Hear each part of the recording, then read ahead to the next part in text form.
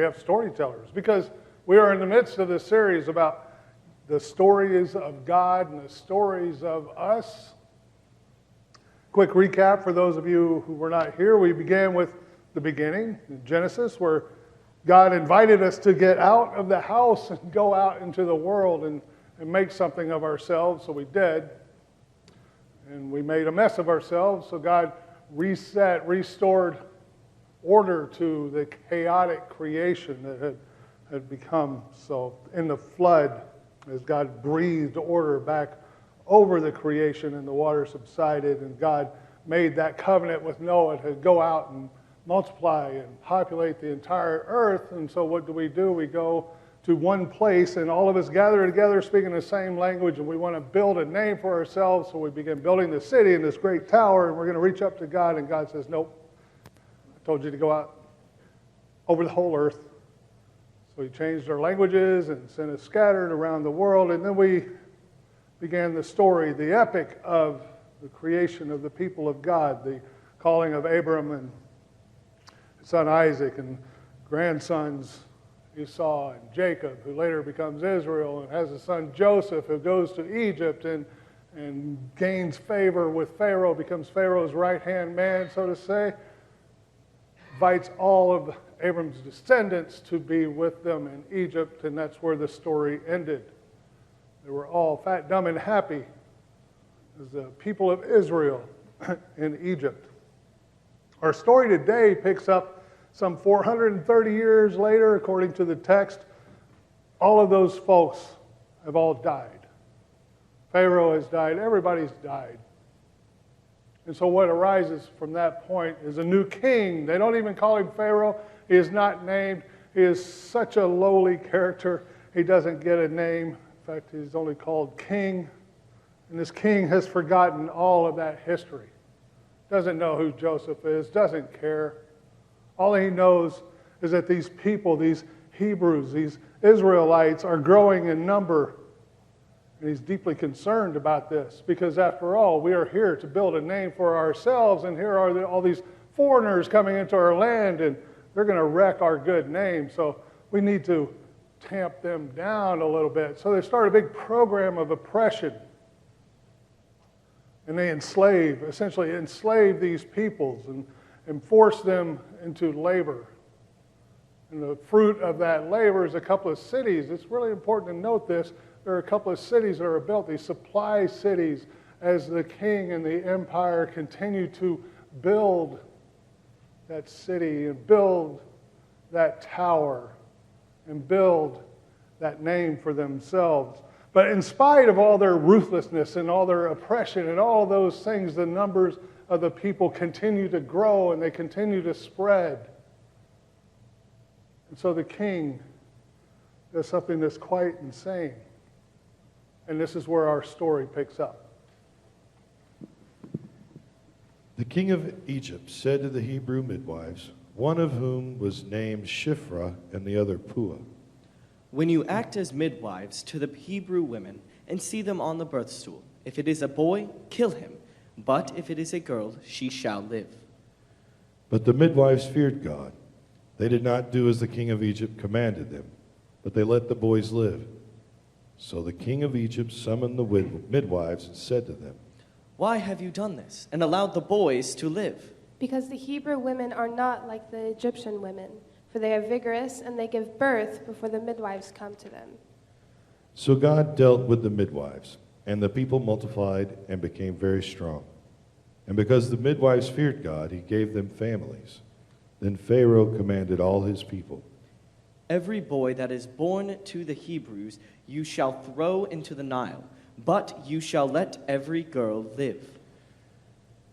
Now a man from the house of Levi went and married a Levite woman. The woman conceived and bore a son. And when she saw that he was a fine baby, she hid him 3 months. When she could hide him no longer, she got a papyrus basket for him and plastered it with bitumen and pitch. She put the child in it and placed it among the reeds on the bank of the river. His sister stood at a distance to see what would happen to him. The daughter of Pharaoh came down to bathe at the river, while her attendants walked beside the river. She saw the basket among the reeds and sent her maid to bring it. When she opened it, she saw the child. He was crying, and she took pity on him. This must be one of the Hebrews' children. Shall I go and get the nurse from the Hebrew women to nurse the child for you? Yes. So the girl went and called the child's mother. Pharaoh's daughter said to her, Take this child and nurse it for me, and I will give you your wages. So the woman took the child and nursed it. When the child grew up, she brought him to Pharaoh's daughter, and she took him as her son. She named him Moses, Because I drew him out of the water.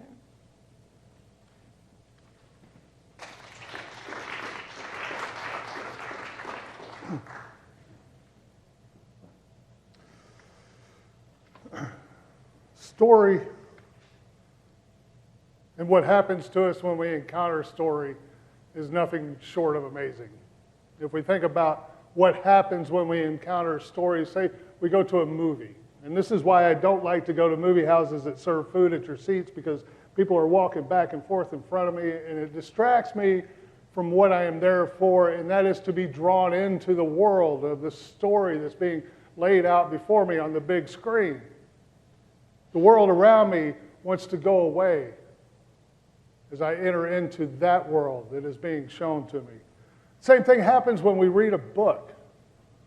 Think about it, when the last time you read a book, a good novel, a good story of any kind, as you open the pages and you begin reading, the world that's around you just fades into the background, doesn't it?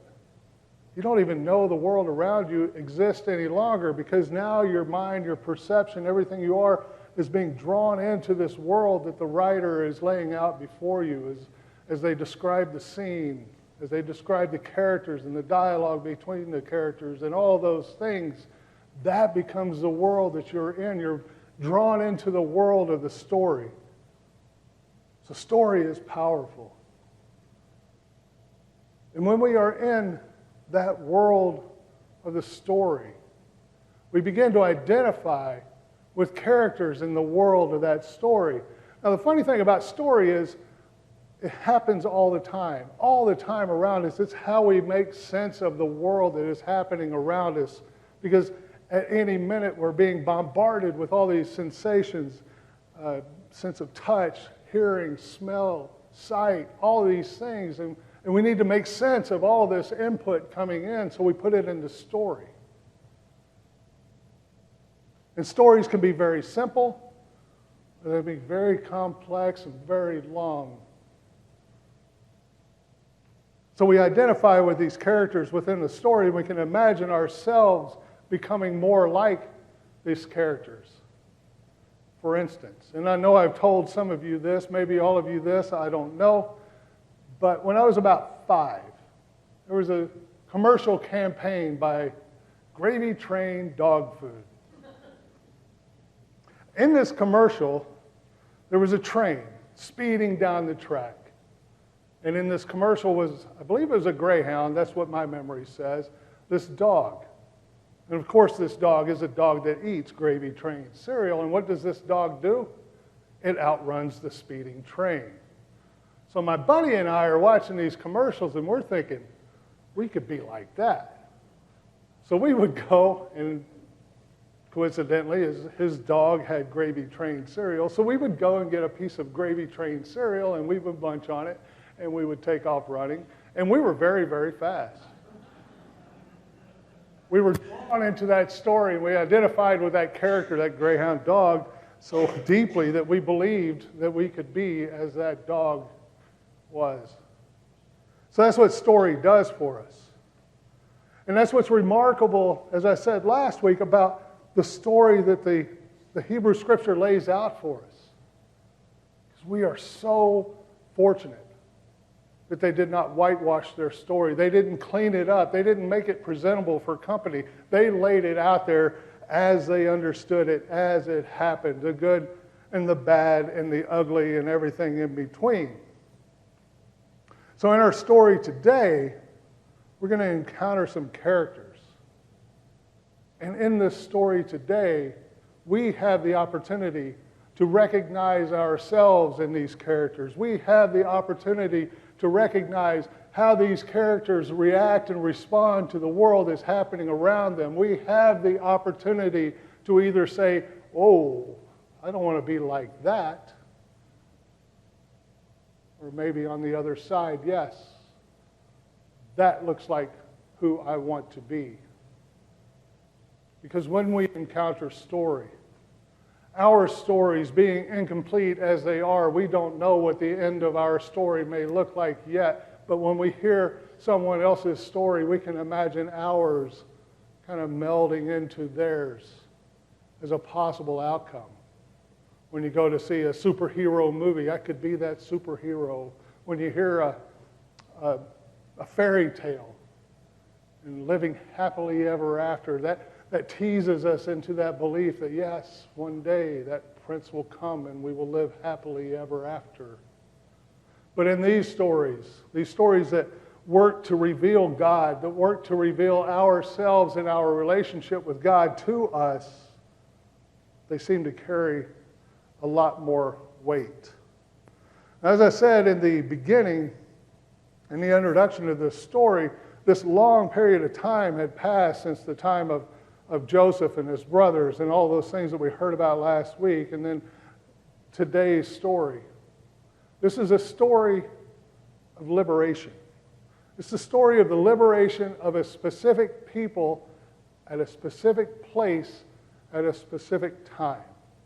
This is the story of the liberation of the people of Israel, those descendants of Jacob.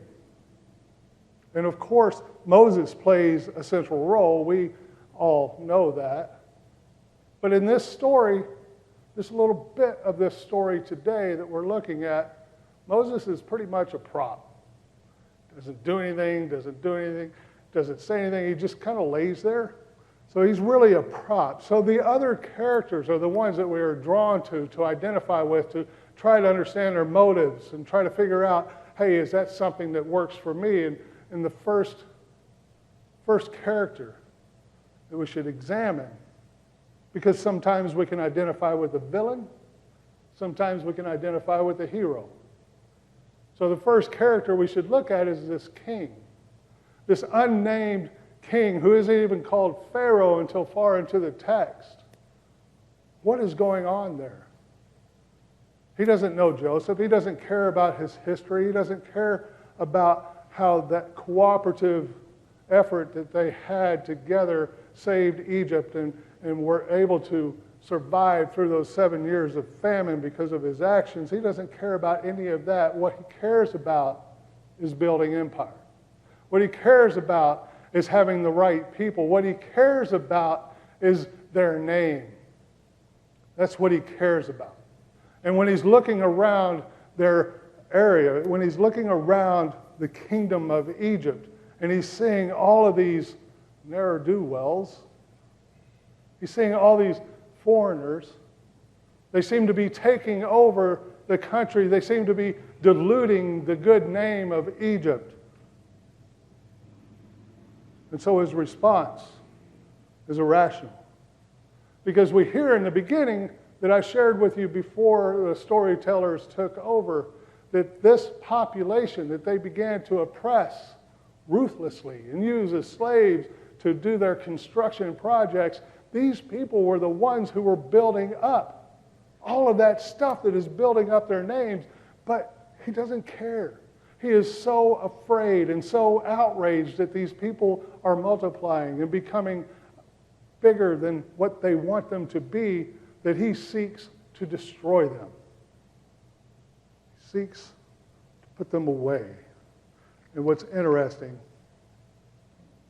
is he says to his people, hey, they're becoming so powerful. What if they side with our enemies and then leave? He wants them gone, but he's afraid that they will leave. So do we identify with the king? Or we can identify with heroes, the midwives, the only named characters in this story until Moses is named. The only named characters. And that is important, especially in biblical text. The naming of someone is important. They have status. They have importance. They are somebody. They deserve a name. And the only named characters in this little story are Shiphrah and Puah, the two midwives. These two midwives feared God. In our modern sense of the word fear, we often think of being afraid, being terrified of. But in this biblical sense of the word fear, when we talk about fearing God, is yes, there is some fear, there is some trembling involved. You're approaching God. But most importantly, it's a reverence for and awe of. Some kind of understanding that this God has power, that this God is somebody, that this is God. So these two midwives feared God, and because of this, these two midwives stand up to empire. These two midwives who are women in a marginalized group of people. So they are double marginalized. They are at the very fringes of the whole society, and the king is telling them to do this, and they say, no, we will not do that. In fact, they are cunning in what they do. They just tell the king, they're just too strong. They have the kids before we even get there. It's not our fault.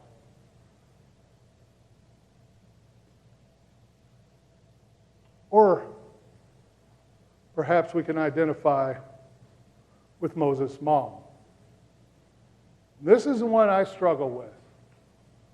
Because in a flat reading of this text, we know that she has the child. We know that she nurses the child for 3 months. The child begins to grow. We know that she builds a tiny little raft to put the child in. And we know that she takes that tiny little raft and puts it in the Nile River. Now, the king had already proclaimed to all of the king's people that if a Hebrew male child is born, they are to throw that child into the Nile River. Now, the Nile River is the source of all life for Egypt. The cyclic flooding of the plains is how they get their food. This is the source of life, and in a decree, the king makes it a source of death. So Moses' mom takes this little raft, places Moses in it, and this little raft is placed in the waters of death. And this little raft is to carry this child to safety, one presumes. But you got to wonder, was she doing this out of fear? Had Moses grown so large and loud that people were going to find out that she had a male child? What would happen to her? I don't think so. Because I'm thinking about the story, because I'm in this world of this story, and I'm thinking about what it might have been like, and I'm thinking this Pharaoh's daughter probably hangs near the palace, wouldn't you think? And yet when Moses' mom puts Moses in the water in this little ark upon these waters meant to destroy, it floats by where the Pharaoh's daughter is.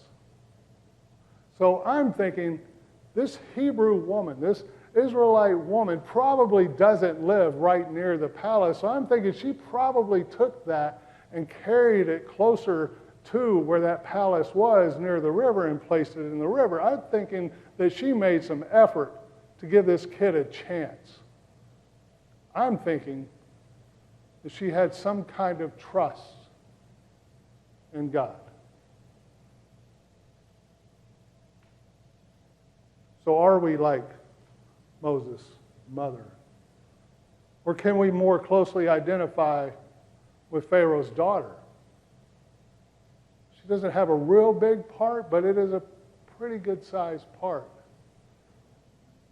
She sees this child in this ark upon the waters of destruction. You hear echoes there. And her maid brings it to her. And she looks upon the child. And something remarkable happens. Because she sees this child, sees that it's a boy, knows that it's a Hebrew boy, knows her father's decree, knows everything about what's going on, and yet says, this is a human child. This child deserves to be cared for. What was it?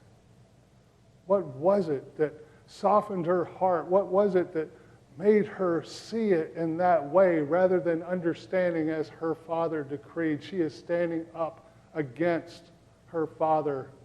She is standing up against the very empire that gives her all of her privilege, because she recognizes the humanity in this child that is in this basket. Or what about Moses' sister? She plays a pretty good part. If you remember in the story, when mom puts the ark in the waters, the sister follows it along. Just on the edge, just following along, waiting to see what's going to happen. The sister, again, like the midwives, who is a marginalized part of a marginalized people on the very fringes of society, is following along. And when she sees Pharaoh's daughter's maid pick up the basket and take it to Pharaoh's daughter, she is bold enough, imagine this, bold enough to go up to Pharaoh's daughter and cunning enough to ask the question in just the right way. Do you want me to go get you some help? And Pharaoh's daughter, yes, that'd be a great idea. And who does she go get? Moses' mom. Her mom. So you see, Moses is just a prop in this whole story, the beginnings of the story of the liberation of God's people. And we have all this rich array of characters with whom we can identify. And that's our question. Who do we identify with? And my answer, I believe we identify with all of them. When we look around where we are and who we are as a people, are there people around us that seem to be stepping in the way of us building our good name? Are there people around us that we must deal with because they are doing things to our grand name? Are they becoming too many? Too loud, too boisterous? Are they spreading out too far? Do we need to do something to tamp them down? Do we need to do something? I don't care that they're building. We need to do something because this is ours and this is our name.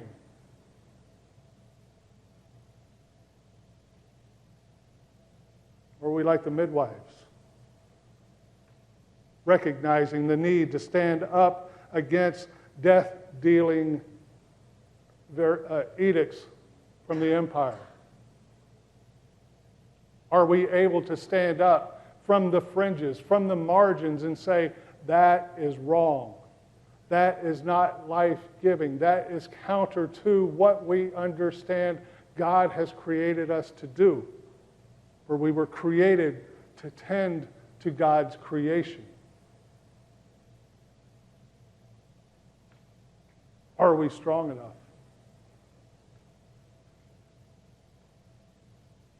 Are we like Moses' mom? Do we have that kind of trust?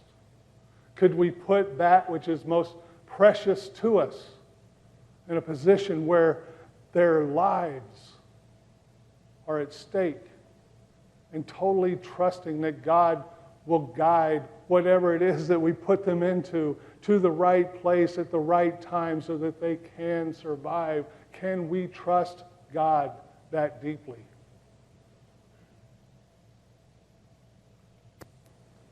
Is there something within us? Something we may not even be aware of yet, that when we look upon those who the rest of society says you should oust them, you should do away with them, they should not be here, they should be gone from here, and we look upon one of those and say, this is a child of God. I was created to look after God's creation. This is a child of God. I should help this child. Am I willing to do that?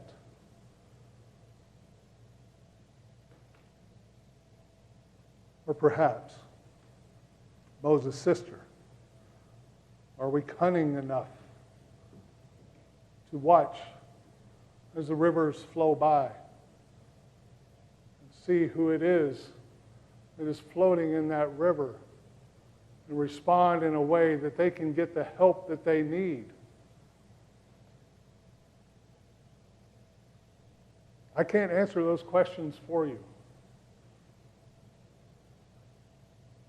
But as I think about who I am, as I think about who we are, as I think about the way we respond to the crises that are happening all around us, the way that we respond to the plight of people, I would have to say that we are all of these characters. And I would have to say that we have the potential to be more like the midwives, to be more like Pharaoh's daughter, to be more like Pharaoh's sister, to be more like Pharaoh's mother, to be more like all of the women in this story, and less like the one male.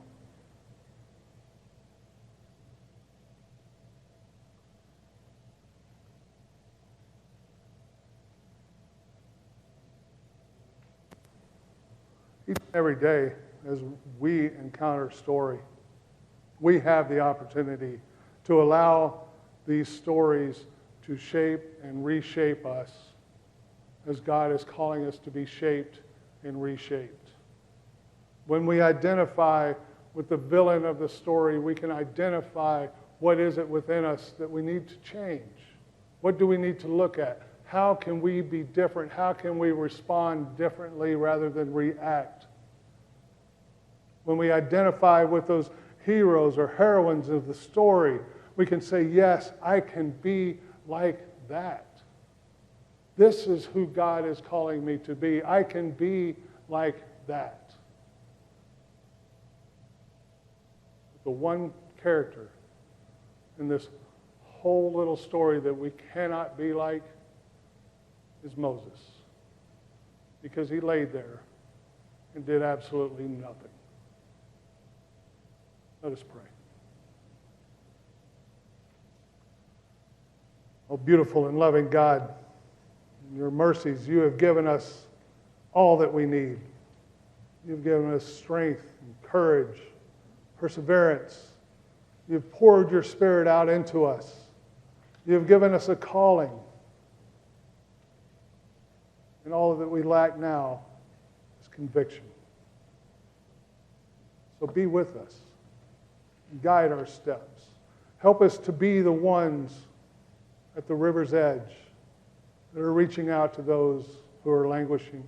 Help us to be the ones who stand up against empire and say, no, that is death dealing, and my God calls me to life.